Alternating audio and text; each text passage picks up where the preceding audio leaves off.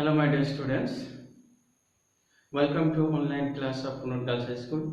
This is Salim Reza, assistant teacher, Punur Girls High School, Karajaipur. My dear students, I hope you are well. I am also fine. My dear students, I would like to take your English second paper for the class 8 to 10. My dear students, today I will discuss with you narration. Narration শব্দের অর্থ হচ্ছে উক্তি করা বা বক্তার কিছু বলা। সুতরাং আমরা বলতে পারি উক্তি করা বা বক্তা কিছু বলাকে ন্যারেশন বলে। ন্যারেশন হচ্ছে দুই প্রকার, ডাইরেক্ট ন্যারেশন প্রত্যক্ষ উক্তি আর ইনডাইরেক্ট ন্যারেশন পরোক্ষ উক্তি। ডাইরেক্ট ন্যারেশন হচ্ছে বক্তার কথা অবিকলভাবে অর্থাৎ কোনো পরিবর্তন না করে হুবহু উদ্ধৃতি করলে তাকে ডাইরেক্ট ন্যারেশন বলে। আর যে সেন্টেন্সে বক্তার কথা হুবহু উদ্ধৃতি না করে অর্থ ঠিক রেখে অন্যের কথায় প্রকাশ করলে তাকে ইনডাইরেক্ট ন্যারেশন বলে। এখানে লক্ষ্য করো যে he said to me I am writing a letter. এখানে বক্তা হুবহু তার বক্তব্য প্রকাশ করেছে, এটাকে বলা হচ্ছে হলো ডাইরেক্ট ন্যারেশন। আর এটা যদি আমরা এইভাবে বলি he told me that he was writing a letter, তাহলে এটাকে বলবো আমরা ইনডাইরেক্ট ন্যারেশন। কারণ এখানে বক্তা আর কথা পরিবর্তন হয়েছে, যে এখানে বক্তা তার নিজস্ব কথা পরিবর্তন করেছে। এখানে কথাটা ছিল এরকম যে I am writing a letter, আমি একটা চিঠি লিখছি। আর এখানে ইনডাইরেক্ট ন্যারেশন হচ্ছে যে হি ওয়াজ রাইটিং এ লেটার, সে একটা চিঠি লিখছিল। তো মোট কথাটা হচ্ছে বক্তা যখন হুবহু বক্তব্য দেয় বা উদ্ধৃতি করে তখন তাকে ডাইরেক্ট ন্যারেশন বলে। আর বক্তা যদি নিজস্ব কথার পরিবর্তন ঘটায় বা করে তখন তাকে ইনডাইরেক্ট ন্যারেশন বলে। তো ডাইরেক্ট ন্যারেশন থেকে ইনডাইরেক্ট ন্যারেশন করতে গেলে আমাদের কতগুলো নিয়ম মনে রাখতে হবে। সেগুলো হচ্ছে, প্রথমত আমাদের টেন্স সম্পর্কে একটু ধারণা থাকতে হবে।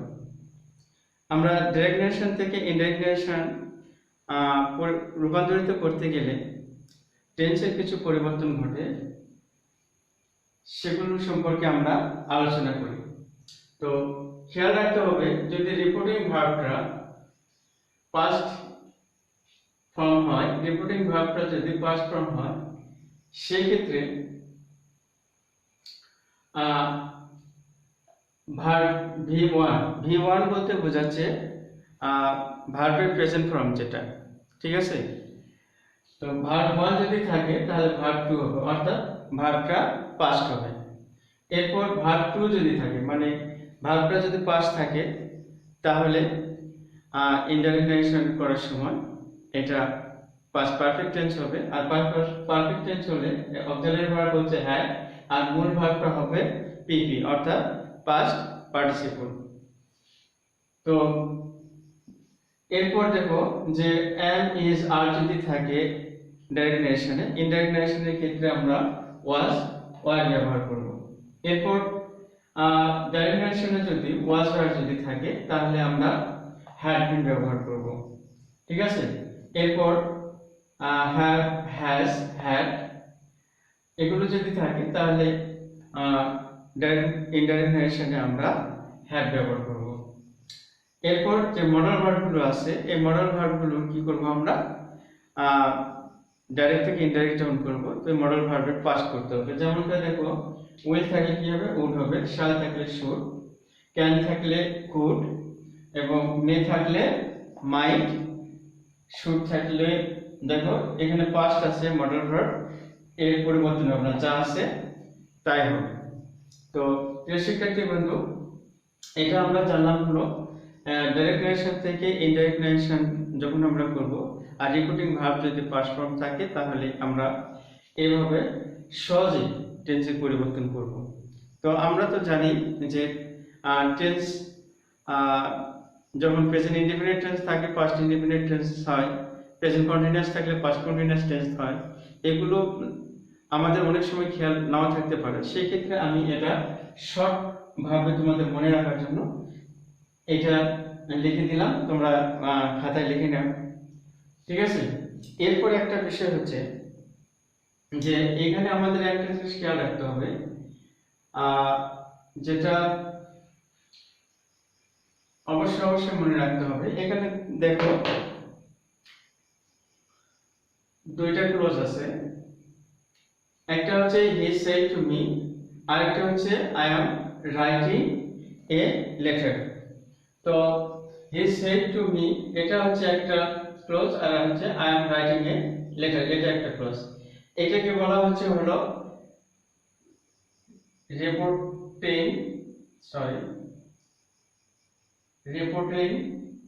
পিস, আর এটাকে বলা হচ্ছে হলো রিপোর্টেড পিস। এটা হচ্ছে রিপোর্টিং পিস আর এটা হচ্ছে রিপোর্টেড পিস। তো এই জিনিসটা আমাদের খেয়াল রাখতে হবে যে এই যে সেটটা আছে এটা হচ্ছে রিপোর্টিং ভার্ব, এটা হচ্ছে রিপোর্টিং ভার্ব, ঠিক আছে।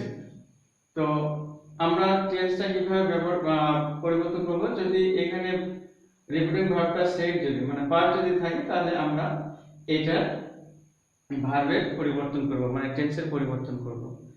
তো যাই হোক, তো এখানে আরেকটা জিনিস লক্ষণীয় আছে, সেটা হলো এই যে রিপোর্টিং ভার্ব আছে এই রিপোর্টিং ভার্বের পূর্বে যেটা থাকে মানে সামনে যেটা থাকে সেটাকে সাবজেক্ট বলা হয়, আর পরে যেটা থাকে সেটাকে অবজেক্ট বলা হয়, ঠিক আছে। এরপর আমরা কিভাবে পার্সন পরিবর্তন করা যায় সে সম্পর্কে আলোচনা করব। তো তোমরা একটু লক্ষ্য করো যে আমরা পার্সন কিভাবে পরিবর্তন করব, ঠিক আছে। তো আমি সেন্টেন্স লিখি যে he said to me I have done my duty. এরপর একটা সেন্টেন্স লিখি আমরা, সেটা হচ্ছে he said to me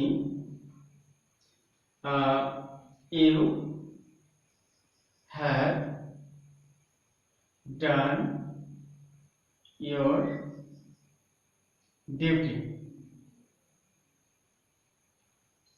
এরপর আরেকটা সেন্টেন্স লিখি আমরা যে I said to you. এখানে আমরা লিখি he has done his duty.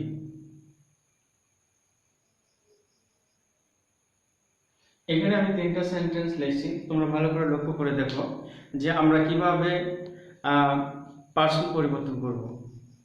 তো খেয়াল রাখতে হবে আমাদের যে পার্সন রিপোর্টেড পিসের পার্সনটা কি আছে এটা খেয়াল রাখতে হবে যে এখানে আছে হলো ফার্স্ট পার্সন, দুটাই ফার্স্ট পার্সন আছে। রিপোর্টিং ভার্বের রিপোর্টেড পিসের যদি সাবজেক্ট ফার্স্ট পারসন হয় অর্থাৎ ফার্স্ট পারসন যদি থাকে সেই ক্ষেত্রে আমরা রিপোর্টিং যে ভার্ব আছে এই রিপোর্টিং ভার্বের সাবজেক্ট অনুযায়ী পারসনটাকে পরিবর্তন করব আমরা। তো সেই ক্ষেত্রে আমরা লিখব কি যে হি told me invited comma assertive sentence এর invited comma উঠে যায় that question, তাহলে that এটা ফার্স্ট পারসন সর্বদাই রিপোর্টিং ভার্বের সাবজেক্ট অনুযায়ী পারসন পরিবর্তন হয়, সুতরাং এখানে হি হবে হি। এই যে দেখো আমরা এখানে অক্সিলারি ভার্ব কি আছে হ্যাভ আছে, এখানে খেয়াল করে দেখো হ্যাভ যদি থাকে ইনডাইরেক্ট নারেশনের সময় কি করব আমরা হ্যাভ লিখব, তাহলে এখানে আমরা কি লিখব হ্যাভ হ্যাড ডান মাই, মাইটা এটা হচ্ছে ফার্স্ট পারসন, তাহলে এটাও কাকে এই সাবজেক্ট অনুযায়ী পারসনটা পরিবর্তন হবে। তো সেই ক্ষেত্রে মাইটা হচ্ছে পজিটিভ, হির পজিটিভটা হচ্ছে হলো হিজ, তাহলে হিজ ডিউটি। এরপর আমরা পরের সেন্টেন্সে যাই যে এখানে দেখো সেকেন্ড পারসন আছে, কি পারসন আছে সেকেন্ড পারসন আছে। তো সেকেন্ড পারসন যদি থাকে সেই ক্ষেত্রে আমরা এই যে রিপোর্টিং ভার্ব আছে এই রিপোর্টিং ভার্বের অবজেক্ট অনুযায়ী পারসনটা পরিবর্তন করব আমরা। তো তাহলে এখানে আমরা লিখব হচ্ছে হি told me that, এটা অবজেক্টকে ধরতেছে যেহেতু তাহলে মি হচ্ছে সাবজেক্ট, আই হ্যাড ডান, এটা ইওর আছে পজিটিভ, তাহলে মির পজিটিভটা হচ্ছে মাই ডিউটি। বুঝতে পারছো তোমরা? তো আমরা প্রথমে দেখলাম ফার্স্ট পারসন যদি হয় তাহলে রিপোর্টিং ভার্বের সাবজেক্ট অনুযায়ী পারসন পরিবর্তন হবে। এরপর সেকেন্ড পারসন যদি থাকে তাহলে রিপোর্টিং ভার্বের অবজেক্ট অনুযায়ী পারসন পরিবর্তন হবে। এরপর আমরা থার্ড পারসনে পরিবর্তন করব, দেখো কিভাবে করা যায়।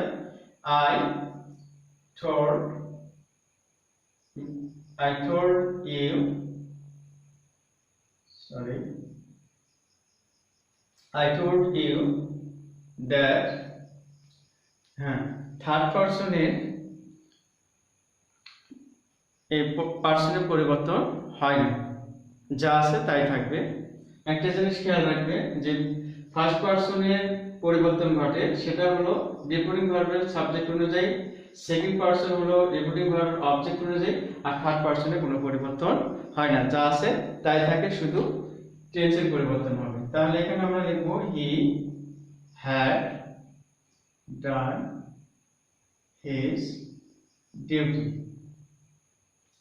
আশা করি তোমরা বুঝতে পেরেছ। তাহলে আমরা জানলাম যে ডাইরেক্ট নারেশন থেকে যখন আমি ইনডাইরেক্ট নারেশন করব টেন্সের পরিবর্তন কিভাবে আমরা পরিবর্তন করতে পারি এটা লিখে দিচ্ছি আমি, তোমরা এটা খেয়াল করবে।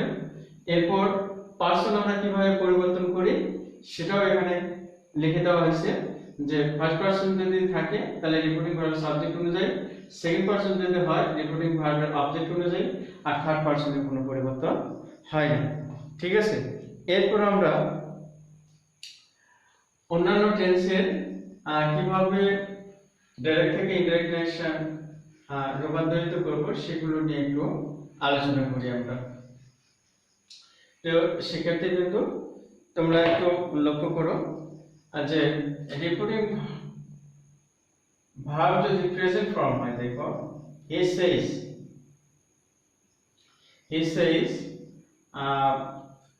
I am going to school now, এরকম সেন্টেন্স যদি থাকে দেখো এখানে খেয়াল করো যে রিপোর্টিং ভার্বটা প্রেজেন্ট ফর্ম আছে। তো রিপোর্টিং ভার্ব যদি প্রেজেন্ট ফর্ম থাকে তাহলে রিপোর্টেড টেন্সের কোনো পরিবর্তন হয় না, শুধু কি হবে পারসনের পরিবর্তন হবে। তো খেয়াল করো, তাহলে এখানে আমরা লিখব he says that he is going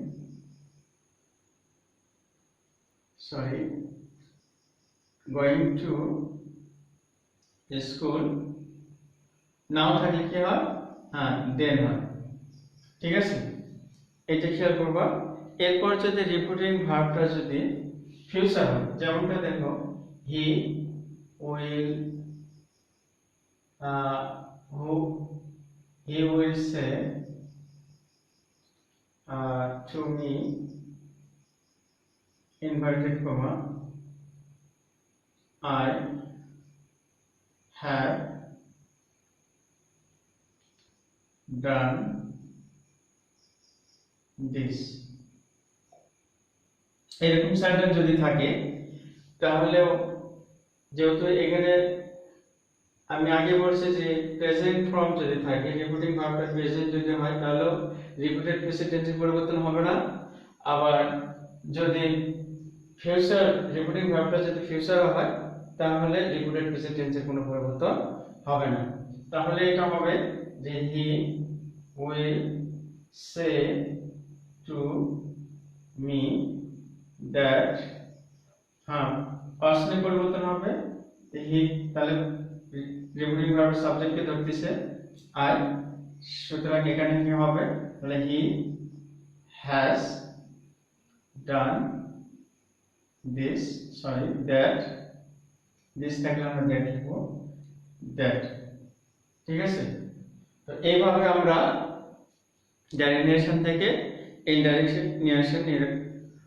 রূপান্তরিত করব এরপর যদি একটা জিনিস খেয়াল করো যে এরকম যদি থাকে যে father said to me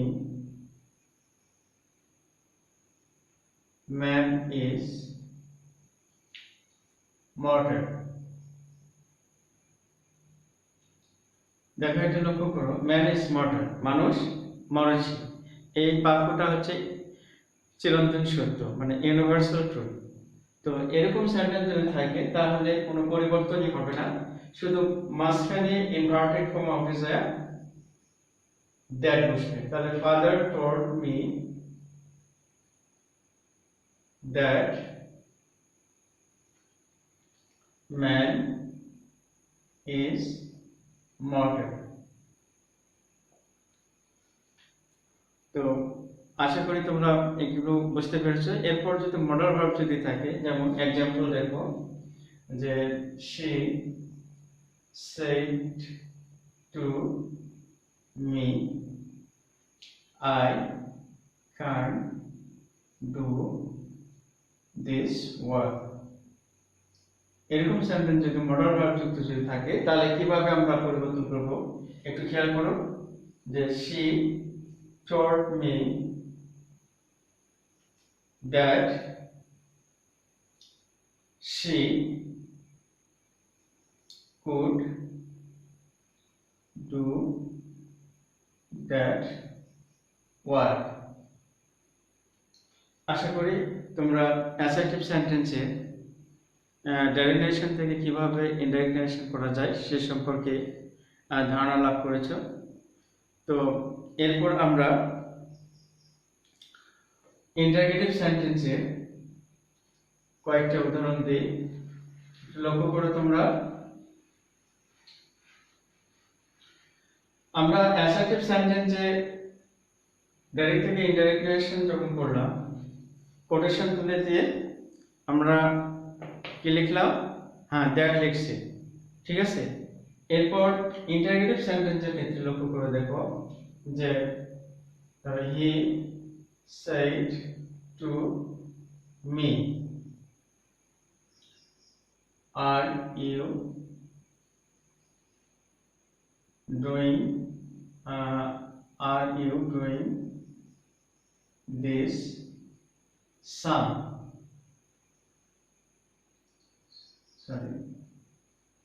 doing this sum তাহলে এটা হচ্ছে ইন্টারগেটিভ সেন্টেন্স আর ইন্টারগেটিভ সেন্টেন্সে এখানে যে সেট আছে এই সেটের পরিবর্তে আমরা লিখব asked যেহেতু এটা রিপিটিং ভার্বটা পাস্ট আছে এখানে রিপিটিং ভার্বটা পাস্ট হবে এখানে যদি সে যদি থাকতো তাহলে আস্ক লিখতাম আমরা, আস্ক যদি থাকে সে যদি থাকে আস্ক, ঠিক আছে। তো পার্সিয়ালতে আছে আমরা আস্ক লিখছি, হি আস্কড মি। আর এখানে ইনভার্টেড কমা উঠে যায় ইফ অথবা ওয়েদার। এরপর এটা ইন্টারগেটিভ সেন্টেন্স আছে, এই ইন্টারগেটিভ সেন্টেন্সটা অ্যাসার্টিভ সেন্টেন্সে রূপান্তরিত হবে।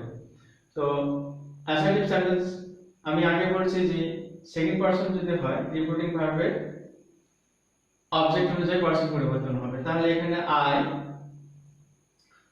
আর আছে, এটা কোন টেন্স হবে দেখো খেয়াল করে, আর আছে হ্যাঁ ওয়াজ অথবা ওয়্যার। যেহেতু সাবজেক্ট আই আছে এখানে অক্সিলারি ভার্বটা হবে ওয়াজ ডুইং দ্যাট সাম, ঠিক আছে। এরপর সেন্টেন্সটা যদি ডব্লিউএস কোশ্চেন হয় সেই ক্ষেত্রে আমরা কিভাবে করব একটু খেয়াল করো। যেমন ধরো father said to me, father said to me, what are you doing? তাহলে এখানে ডব্লিউএস কোশ্চেনে ইন্টারগেটিভ সেন্টেন্স আছে। তো সেই ক্ষেত্রে আমরা কিভাবে করব দেখো একটু খেয়াল করো। যে ফাদার আমরা রিপোর্টিং ভার্বটা লিখব আস্কড মি। এখানে এখানে আমরা কোটেশন তুলে দিয়ে যে ডব্লিউএস কোশ্চেন থাকবে সেটাই আমরা এখানে লিখব। এখানে হোয়াট আছে, হোয়াট আমরা লিখব হোয়াট। এটা আবার অ্যাসার্টিভ সেন্টেন্স করব আমরা। এটা ইউ কাকে ধরতেছে, রিপোর্টিং ভার্বের অবজেক্টকে। তাহলে এখানে কি হবে আই, তাহলে ওয়াজ ডুইং, ঠিক আছে। এইভাবে আমরা ইন্টারগেটিভ সেন্টেন্সে রূপান্তরিত করব। তো আশা করি তোমরা এতক্ষণ পর্যন্ত আমার সাথে ছিলে, আমার ক্লাসটা মনোযোগ দিয়ে দেখেছ। আর আমি যে রুলসগুলো, যে নিয়মগুলো তোমাদের আজকে উপস্থাপন করলাম সেগুলো তোমরা বাড়িতে বারবার প্র্যাকটিস করবে, হ্যাঁ। এবং স্বাস্থ্যবিধি মেনে বাড়িতে তোমরা অবস্থান করবে, যেখানে সেখানে ঘোরাফেরা করবে না, স্বাস্থ্যের প্রতি লক্ষ্য রাখবে। তো আজকের মতো এখানে শেষ করছি। খোদা হাফেজ।